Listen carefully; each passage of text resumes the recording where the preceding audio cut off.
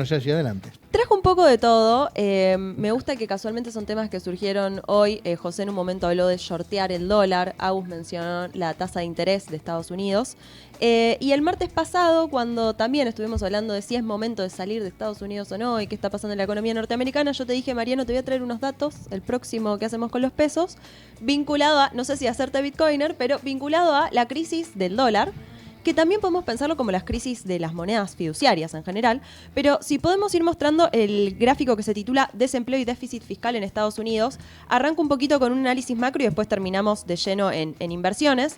Acá lo que estamos viendo en este gráfico es desde 1950 hasta la actualidad cómo ha ido evolucionando en Estados Unidos el déficit fiscal en relación con el PBI y la tasa de desempleo. ¿Qué es lo que vemos?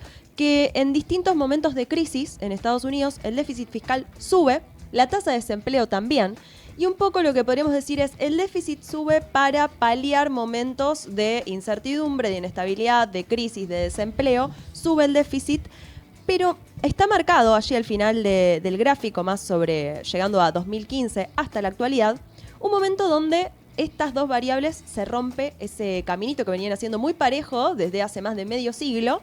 En los últimos 15 años esto se rompió. ¿Qué pasó? La tasa de desempleo cayó abruptamente. Fijémonos cómo la línea roja empieza ahí a caer. El pico ese importante es la pandemia. Se dispara el desempleo fuertemente, dura un año nada más y luego vuelve a corregir.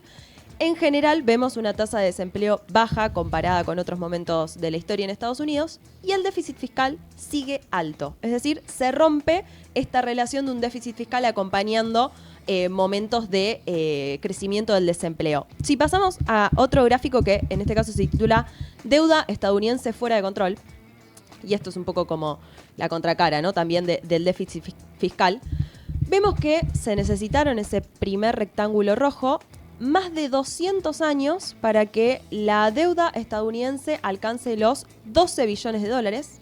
Y ese mismo monto, 12 billones de dólares, se alcanzó desde 2020 hasta la actualidad. O sea, repito los números. Viene batiendo récord. 200 años fue lo que incrementaste la deuda. En 200 años incrementaste la deuda por 12 billones de dólares. Te tomó 4 años hacer lo mismo desde el 2020 hasta la actualidad. Lo veo a Agus diciendo cómo puede ser agarrándose la cabeza. Otro gráfico, evolución, deuda total y base monetaria, por favor.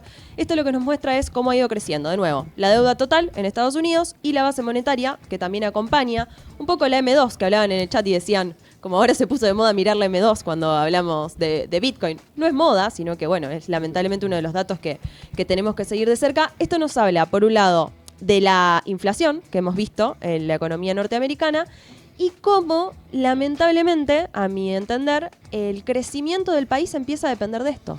Digo, ¿cuánto de los números que vemos que en verde, que suben, es en realidad que está subiendo porque está subiendo la nominalidad en Estados Unidos? Menos mal que tienen la maquinita, ¿no? Sí. Bueno, por eso. Esto me parece muy preocupante, digamos. La economía de Estados Unidos hoy depende, o el crecimiento de la economía norteamericana depende de que crezca la base monetaria y que crezca el total de la deuda. Acá la deuda es tanto deuda pública como privada lo que está tomado. Y ya llegando al final de este análisis, para pasar a la parte de análisis de inversión, digamos, un gráfico que se titula Oro versus tasa de interés real, que acá me quiero detener un segundito, porque ¿qué ha pasado con estas dos variables en el tiempo? Fíjense cómo se mueven muy parejitas. Está casi que correlacionado lo que sucede con la tasa de interés real en espejo con el oro. En este gráfico lo que vemos es, en el eje Y a la izquierda, la tasa de interés real, pero para que no haya confusión, cuando me ubico de lo que sería el 0 hacia arriba, la tasa de interés real es negativa. Cuando me ubico del 0 para abajo es positiva. Entonces lo que vemos en la historia es que cuando la tasa de interés real, ¿qué hablamos de tasa de interés real? Es la nominal desafectada por inflación. O sea, digamos, le limpiamos el ruido de la inflación a la nominal y nos queda la real. Básicamente, ¿gano o pierdo con esta tasa? Entonces, vemos a lo largo de la historia, esto está desde un poquito más atrás en el tiempo, acá está tomado, voy a 2006. mirar, 2006, sí, gracias.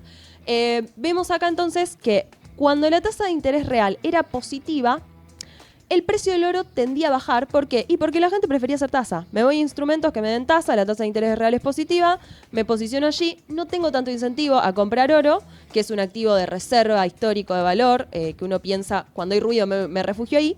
Entonces, en tanto y en cuanto la tasa de interés real sea positiva, el precio del oro tendía a caer porque la gente prefería activos financieros. Ahora, ¿qué pasa en el último tiempo? Y lo vemos esto que se rompe en 2022 y se rompe de una manera abrupta, ahí lo ven. La tasa de interés real se mantiene alta y el público, sin embargo, el inversor, en lugar de decir me desprendo del oro y hago tasa, se fue a refugiar en el oro, con tasas de interés real positivas. ¿Qué nos está hablando esto? Y por eso me parecía justo ligado a lo que estaba comentando José. Nos está hablando de que se está shorteando el dólar de alguna forma, ¿no? Me estoy refugiando en el oro independientemente de que con el dólar me estás pagando una tasa interesante. ¿Y por qué? Y porque me estoy dando cuenta que, no estoy diciendo Estados Unidos va a caer mañana o el dólar quiebra mañana, en absoluto. Digo, esto si llegara a pasar eventualmente es algo de mucho tiempo. Pero hay algo que no cierra en el sistema. A deuda altísima, déficit fiscal altísimo, desempleo bajo, tasas de interés reales altísimas y una deuda que no, digamos, como que se retroalimenta, no para de crecer. Hay una metáfora de nothing stops this train, nada puede parar este tren. Y allí la consecuencia, ¿no? Lo mismo que pasó con el oro, pasó con Bitcoin, que era un poco lo que nos decía Agus. Decíamos cuando veíamos que Bitcoin subía y sin embargo había ruido en Estados Unidos y veíamos el S&P cayendo cuando existió estos días de Día de la Liberación de Donald Trump y que repercutió negativamente en el mercado, Bitcoin se mantuvo en el mismo precio que veníamos viendo, no tuvo mayor ruido. ¿Y por qué? Porque al menos los tenedores, los mayores tenedores de Bitcoin entienden a este activo como una reserva de valor a largo plazo y no han salido a venderlo.